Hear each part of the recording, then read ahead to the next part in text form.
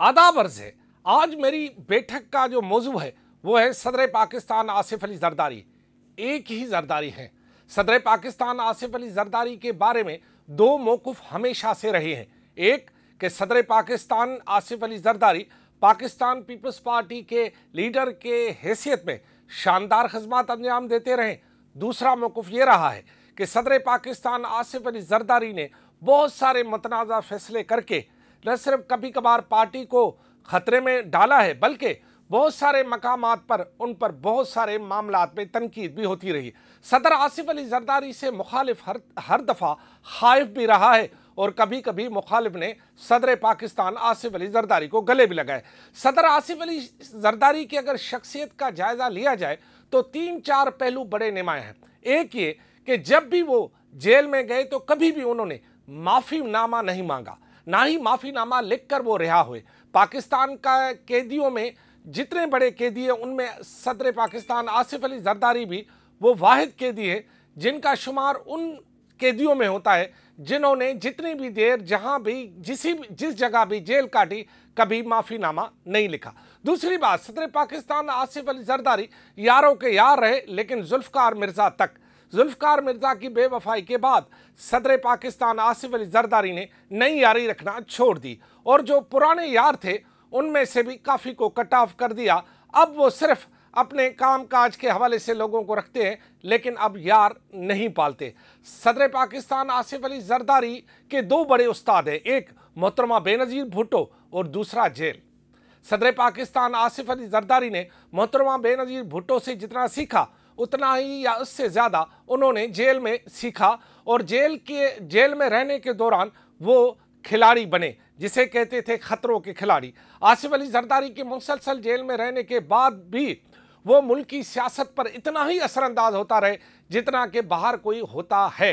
सदर पाकिस्तान आसिफ अली जरदारी के बहुत सारे पहलुओं में एक पहलू ये भी है कि सदर पाकिस्तान आसिफ अली जरदारी एन से बहुत प्यार करते हैं। अंग्रेजी में आप ए कर ले, उसको समझ लें, और एन से बहुत ही उनका लगाव है। एक एन से वो डरते हैं, दूसरे एन से उसकी राजदारी है और दो एनों को वो साथ लेकर चलते हैं। आप कहेंगे ये क्या? मसलन यूँ है कि उनकी बड़ी बहन जिसका नाम अजरा है, पेचुओ, उससे वो थोड़ा सा डरते हैं क्यों बड़ी बहन है, एहतराम भी है।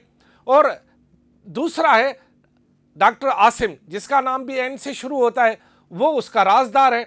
और दूसरे दो एन है अली हसन जरदारी और अली हसन जहरी, दोनों को वो साथ लेकर चलते हैं। शायद इमरान खान जो कि बानी पीटीआई, उनमें भी यही था कि वो एन को ज़्यादा अहमियत देते थे। हो सकता है किसी पीर फकीर ने कहा हो कि एन वाले ज़्यादा वफादार होते हैं, इसीलिए वो इनको ज़्यादा, और अंग्रेज़ी में जिसे एन कहते हैं उसको रखते। सदर पाकिस्तान आसिफ अली जरदारी, आपको पता है कि अपनी जवानी में घोड़ों की सवारी के भी बड़े शौकीन थे, पोलो भी खेलते रहे और एक दफ़ा घोड़े से गिरकर उन्हें जो है वो ज़ख्म भी उठाना पड़ा। सदर जरदारी अगर सियासत और मोहतरमा बेनज़ीर भुट्टो से शादी से पहले देखे जाए तो वो एक लड़ाकू और हर जगह जो है वो उसका एक अलग ही किरदार नुमाया आता था। सदर जरदारी यारों के यार तो कभी छोले खाने के लिए जो है मीरपुर खास पहुंच जाते थे, तो कभी दोस्तों से मिलने के लिए सोल्जर बाजार के चौक पर भी बैठ जाते थे। सदर जरदारी पेटारियन के यार भी हैं, तो सदर जरदारी उनसे भी यारी निभाते रहे हैं जिनसे उनको निभाना चाहिए। एक दफ़ा का जिक्र है कि सदर जरदारी अभी मोहतरमा बेनज़ीर भुट्टो से शादी हुई नहीं थी, नवाब शाह में एक मकाम पर बैठे हुए थे, तो वहाँ उन्होंने कहा था कि आप कुछ तो करते ही नहीं हैं। उन्होंने कहा मैं जो करूँगा वो पूरी दुनिया देखेगी। उनसे शादी के बारे में उस वक्त पूछा किसी ने, तो उन्होंने कहा मैं किसी शहजादी से शादी करूँगा, और यही हुआ कि सदर आसिफ अली जरदारी ने किसी शहजादी से शादी की और उसका नाम था मोहतरमा बेनज़ीर भुट्टो। सदर पाकिस्तान आसिफ अली जरदारी के बारे में पेचीदा खबरें और उसके हवाले से राज इतने हैं कि सदर पाकिस्तान आसिफ अली जरदारी पर पूरी रात बोला जाए तो कम है, क्योंकि उनकी शख्सियत के इतने पहलू हैं जिनमें बहुत ख़तरनाक पहलू भी हैं और बहुत आसान पहलू भी हैं। सदर पाकिस्तान आसिफ अली जरदारी इस वक्त पाकिस्तान के वो वाहिद शहरी हैं जो कि दोबारा सदर बने हैं, इससे पहले मिसाल नहीं मिलती। और पाकिस्तान के वो वाहिद शहरी हैं जिन्होंने पहली मुद्दत पूरी की 5 साल, दूसरी मुद्दत के लिए भी अब वो बैठे हुए हैं, जबकि सदर पाकिस्तान आसिफ अली जरदारी पाकिस्तान के उन वाहिद सदरों में जिन्होंने अपने इख्तियारात मुंतकिल किए।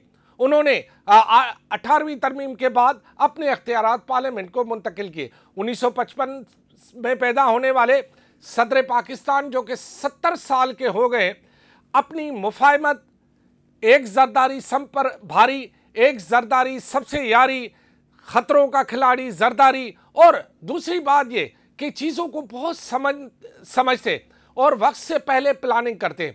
उनके बारे में कोई भी ये नहीं कह सकता कि ये हुक्म सदर जरदारी ने दिया। अगर कोई बात साबित भी हो जाए तो कोई साबित कर भी नहीं सकता। दूसरी अहम बात यह है कि सदर पाकिस्तान आसिफ अली जरदारी मुख्तलिफ मामलात में सियासी बसीरत भी रखते हैं। उन्होंने उन लोगों को भी, मुखालफों को भी अपने साथ रखा जिनके बारे में तस्वर भी नहीं किया जा सकता था। मसलन MQ, जिन्होंने यहाँ पर कराची में पाकिस्तान पीपल्स पार्टी के कारकुनों को चुन चुन के मारा, उनको बोरियों में लाश फेंकी। ये भी इल्ज़ाम था कि 2018 का धमाका शायद उन्होंने करवाया हो, क्योंकि उस वक्त की मेयर जो थे वो नाजिम आला जो थे वो MQM के थे। बहरहाल वो एक तनाज़ा है, लेकिन जब इक़्तिदार मिला तो उन्होंने पाकिस्तान खपे के नारे के साथ पहुंचे MQM के मरकज़ पर। MQM के मरकज़ पर पहुंचने वाली भी एक कहानी है। वो ये है कि जो 2008 में जब मोहतरमा बेनज़ीर भुट्टो की शहादत के बाद इन्हें इक़्तिदार मिला, तो उस वक्त कराची के ताजरों को जोर दिया MQM ने कि अगर हमें आपने सूबाई सरकार में शामिल नहीं करवाया तो फिर शहर में अशर नशर कर देंगे। ताजरों ने मजबूर किया सदर जरदारी को, और सदर जरदारी ने भी इस बात का फ़ायदा लिया और अपनी टोपी जाकर फारूक सत्तार के सर पर बिठा दी।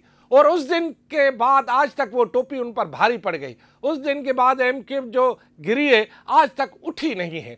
तो यही सवाल जब उनसे बिलावल हाउस में पूछा गया कि आपने अपने बदतरीन दुश्मन MQM को टोपियां पहनाई, तो उन्होंने कहा कि इसका अभी नतीजा नहीं निकलेगा, आगे चलकर आपको पता चलेगा कि इसके नताइज क्या निकलते हैं। तो सदर जरदारी के बारे में कोई भी पेशन गोई करना कबल वक्त है। हाँ, मेमोरी उसकी शानदार है। वो एक दफ़ा जिनसे मिल लें वो उनको नाम से भी पहचानते, शक्ल से भी पहचानते। कई बार ऐसा हुआ है कि कुछ लोगों ने अपना नाम बताए बगैर उनसे मुलाकात की, तो थोड़ी देर के बाद उन्होंने कहा आप फ़िला हैं और आपका वालिद का नाम भी फ़िला है। इस तरह सदर जरदारी इस वक्त अपने बेटे बिलावल भुट्टो जरदारी को पाकिस्तान का वज़ीर आज़म बनाने और अपनी बहन और बाकी जो रिश्तेदारों हैं उन्हें सियासी तौर पर उनको मुतहरिक किरदार अदा करने के लिए गोशा है। सदर जरदारी इस वक्त ताकतवर हलकों मुस्लिम लीग नून और मुख्तलिफ लोगों के दरमियान एक समझ बांध बने हुए, और उनकी शख्सियत की वजह से ही शायद पाकिस्तान में इस वक्त करीब करीब में कोई सियासी बहरान नज़र नहीं आ रहा है। उन्होंने इमरान खान के होते हुए सरकार को गिराया, और सरकार को गिराने के बाद अपनी एक अबूरी हुकूमत बनवाई, और उसके बाद जो है आम इंतखाबात में जिस भी तरह से हुए उन्होंने अपनी जो है पार्टी को सिंध बलूचिस्तान में न सिर्फ हुकूमतें दिलवाई, 2 सूबों में गवर्नरशिप भी दिलवाई, और इसके साथ साथ खुद भी सदर बन गए। अब ये कहा जा रहा है कि सदर जरदारी के जो मुख्तलिफ रुफ़क़ाए मौजूद हैं उनका ये कहना है कि ऐन वालों से मोहब्बत और गैन वालों से नफ़रत ये उनका कोई पेशा रहा है। और सबसे बड़ी बात ये रही है कि उन्होंने एक दफ़ा यहाँ पर ताकतवर हलकों को ये जब कहा था बिलावल हाउस शायद लाहौर में कि आपकी मुद्दत 3 साल है, फिर हम आपकी ईंट से ईंट बजा देंगे, उसके बाद उन्हें काफ़ी अरसे तक खुद जलावतनी भी करनी पड़ी। और उसके बाद जब वो आए जलावतनी ख़त्म करके, तो वो आए थे डॉक्टर आसिम के पास, और जो इससे पहले मैं बयान कर चुका हूँ। सदर जरदारी के हवाले से हाल ही में एक किताब भी आई है, और सदर जरदारी के इस किताब जो कि लिखी है ख़ुद उनके साबिक तर्जुमान, और इस वक्त आपको पता है फरहतुल्लाह बाबर, उन्होंने ये किताब लिखी है, उनमें भी बड़े इंकशाफात हुए और बड़ी बातें हुई हैं।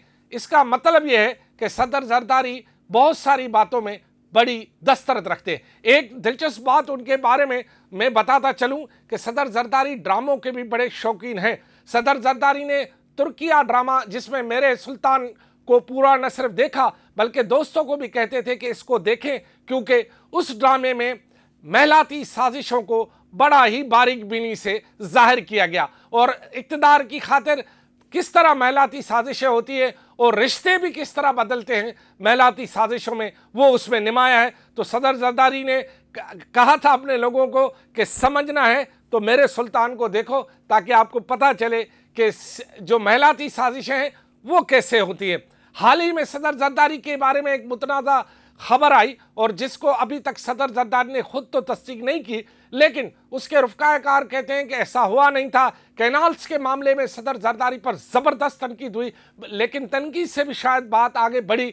उसके बाद फिर सदर जरदारी ने पार्लियामेंट में आकर कहा कि ये कैनाल नहीं बनने चाहिए, लेकिन इस पर भी मामला रुका नहीं। सिंध में एक सरापा एहतजाज हुआ। आखिर वो मामला जो है मुश्तरका मफादात की काउंसिल की कोर्ट में जाकर फंसा और वहाँ से निकला, और अब ज़रा शांति आ गई। लेकिन क्योंकि सदर आसिफ अली जरदारी के बारे में हाल ही में जो खबरें उड़ी थी, उसमें एक खबर यह थी कि सदर जरदारी जा रहा है, उससे इस्तीफा लिया जा रहा है। ये खबर भी अभी तक मुस्तनद नहीं है और इस पर कोई सदाकत भी नहीं है। दूसरा ये था कि सदर आसिफ अली जरदारी की जगह कोई और आ रहा है, ये बात भी अभी टिकी नहीं है। और ये बात अब ज़रूर हो रही है कि उनके बेटे बिलावल भुट्टो जरदारी अपना सियासी सफ़र बढ़ाने और सिफारती ताल्लुकात को मजबूत करने के लिए इस वक्त भी लंदन में मौजूद हैं।